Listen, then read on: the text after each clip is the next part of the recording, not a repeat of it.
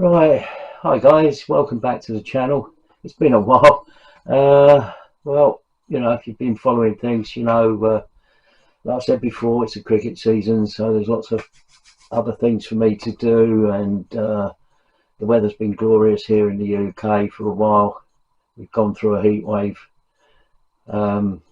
which has gone, 34, 35 degrees, whatever. It's been really hot, and to be honest, I haven't really felt the mojo to get here in the workshop and do stuff. But I have done bits and pieces. So I think what we do, go over to the bench, we'll have a look, see what I've done, get you up to date where we are. Unfortunately, it's a little bit bitty, but I've just a couple of things that I wanted to show you. And let's get to the bench.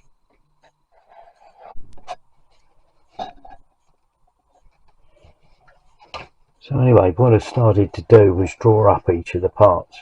So taking the actual physical parts, for example, this lot, and then measuring up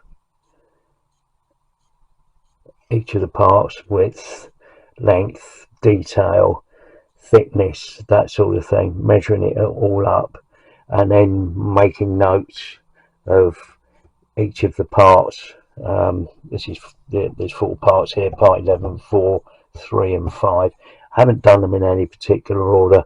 It's pretty much just following these diagrams and picking out the parts off of the sprues as I find them and measuring them up. These drawings aren't to scale or anything like that. They're just straightforward notes, so that I know sort of generally the length, the width, as I say, the thickness, and any particular detail. So these things like adding the stitching marks there, just to give me an idea. Right, that's stitching. I mean, obviously I've got the original parts, but yeah, it's just literally measuring each of the parts up so that I can have a reference sort of drawing I can look at and go, right, I need to cut a piece of material this by this, and then do some work with it, whatever.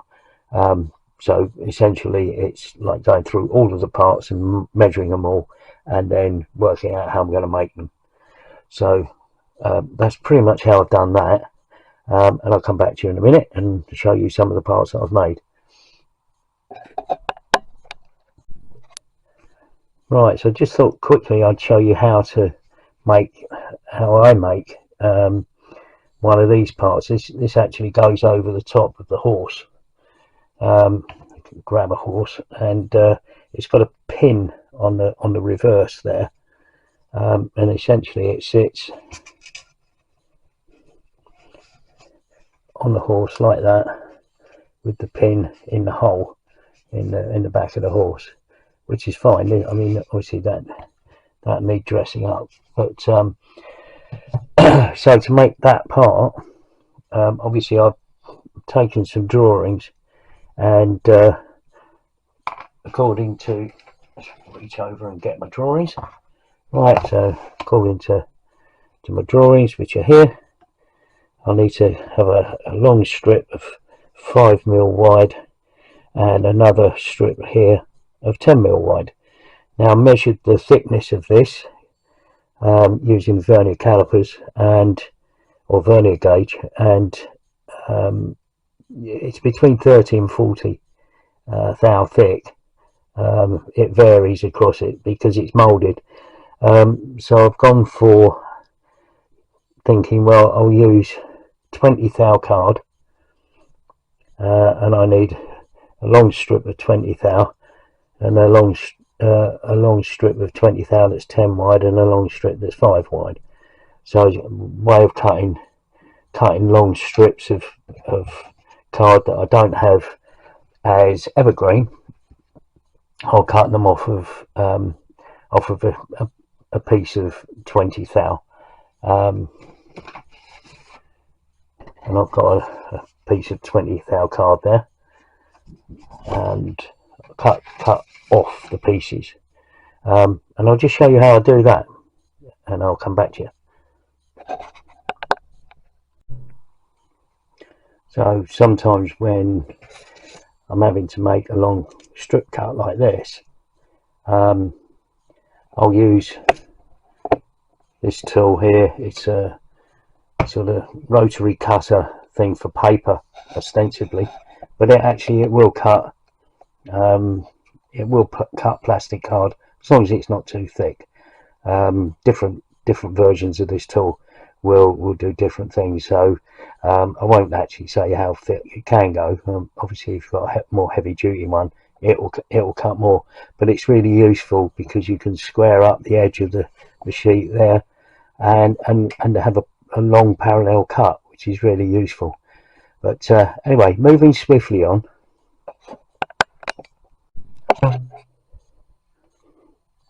Right, so we've got the two pieces cut to size. Obviously the plastic needs to be bent over like that. There's an easy way of doing it, just using this piece of scrap here. One of the things you can do is rub it along the edge of your work surface or your desk or whatever, and that will start to make it curl. The other thing to do is if you've got nails, that helps, but you can actually get it to curl on its own. If you just scrape that through, pull that through between your nails, the plastic will curl up like that. So with a little bit of practice and getting to where you want to be, you can get it to get to maybe the sort of curve shape that you want it to get to, like that. So it'll follow the contour that you want it to follow. So with this, I'm going to do exactly that sort of thing and get both of these parts to curl with a center point there, and then we'll laminate. I'll pick it up, laminate the two parts together so that they're like that. And the other thing to do is with the detail on this, I don't know if it'll show up, but there's actually some sort of stitching marks on it, so you can replicate the stitching marks. Now these are, whoops, gone out of shot there, sorry. They are actually raised on this. There is a better way, there is another way of doing it. One of the ways of doing it is to use something like a riveting tool like this, it's got a steel wheel in it. You can go along it, roll it along there, and you'll give the impression of stitching, although it'll be sunk, but it won't make I don't think it'll make a lot of difference. It still has the impression of stitching as well as this has.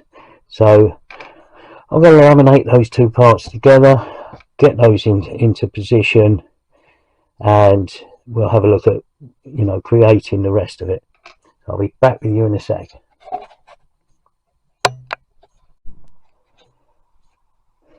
Right, well, I haven't really got anything else to add to that.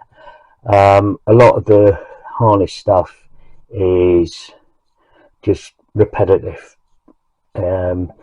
because there's 4 horses and it's all different harnesses, but it's just repetitive stuff. So I haven't really filmed that because I didn't really see the point. So the next shots of videos will be all of the harnesses, hopefully on the horses, in place, and then ready for paint. So that's what I'm aiming to do over the next few days, and I'll get back to you as soon as I can. And thank you all for watching, and stay safe out there. Bye for now.